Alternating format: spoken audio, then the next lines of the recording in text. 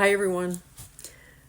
I don't know, this thing that's going on, with the assassination of Charlie Kirk and then this hug and all this stuff, like, what the heck?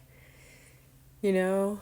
I mean, I've been trying to follow that because something is really off about it, and I'm not, I became very apolitical when Obama appointed Monsanto executives to head the USDA. I was volunteering at the environmental work group in Capitol Hill and letting people know about the great Monsanto that was spending millions of dollars to try to get legislation undone or stopped that was getting ready to happen on the state level in Vermont. This is like 2014, 2015. And then Obama, who I really, really liked, I read in the Washington Post, appointed Monsanto executives, ex-executives, to high levels at the USDA. I was like, what? And I had cognitive dissonance at first. I was like, maybe he traded something really important. And then I realized he did. He traded a lot of money. He left the presidency like one of the wealthiest, or not the wealthiest president. He came in one of the poorest. So that doesn't happen on a book deal, I have to tell you. So it made me very non-political, even though I grew up in the Washington, D.C. area. And I've been very, and I'm in this space of knowing that God has our back.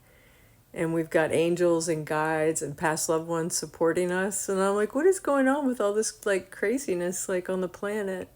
And then all this criticism around this hug around JD Vance and Erica Kirk. I mean, I don't know if you guys have been paying attention, but JD's and Ursula, his wife, have been very close to Erica, and they were the people to stay with her and support her after her husband was so,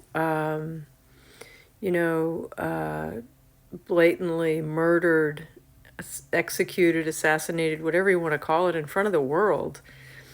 And there's a lot of innuendo around all of that could topple governments. I mean, it's going to be very interesting to see if that was a planned assassination or not.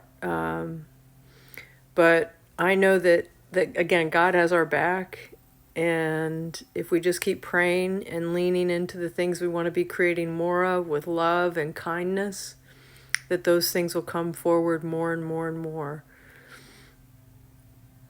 So our ability to turn the other cheek or divert our eyes around these things in some ways is good, I guess, but sometimes it's just like, why can't people just be more kind, with each other? Why can't we love more? My favorite name of any African I met, because the Africans will often name their children. I left a long career and moved to South Africa to do volunteer work.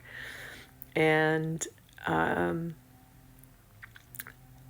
the Africans will often name their children attributes that they want them to embody. And so you'll find things like Precious and just these beautiful different names, right? And I met a guy one day who was named Lovemore.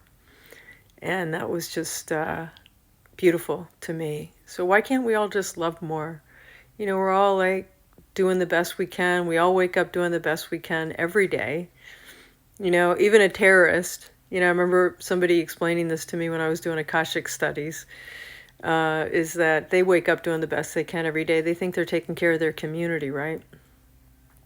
Anyway, I'm getting ready to do an interview. I'm doing interviews around the filming, the threads around that we're energy beings. So I'm starting to interview energy healers and people that work with frequency devices and stem cell activators and things like that. So I'll start posting some of that. They're on my YouTube site.